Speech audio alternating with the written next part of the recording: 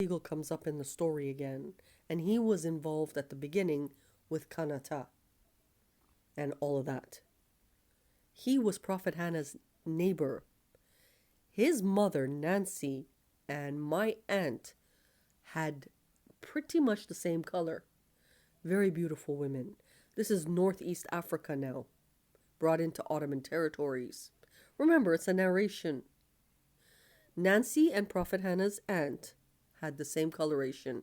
If you look at her back then, she wouldn't be considered even an Israeli. As much as they want to include Ethiopia, there's still quite a bit of race relations there.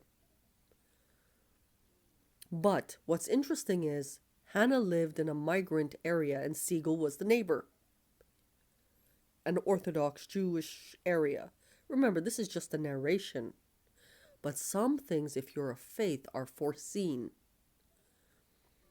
And the devil may have had that gift in the real version of the story. Like when we think of the Monica Lewinsky story, that was one of the first few dialogues that Lucifer told Hannah. Hannah joked she would never have that problem because she's never slept with anybody white. Today, while she's sitting here, she started to giggle as the Monica Lewinsky story came up again. Because when she was about, let's say, 11, as a child, 10 years old,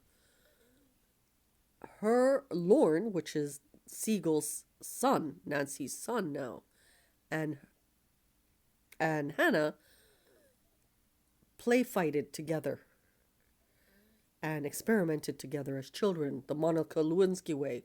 Hannah was very sexual all throughout her life. Like people, she may have been reserved, but she was very sexual in the story. It's a true story. Now, she had a bet with Lucifer that he couldn't find anybody white that she slept with. So the story of her and Lauren comes up again.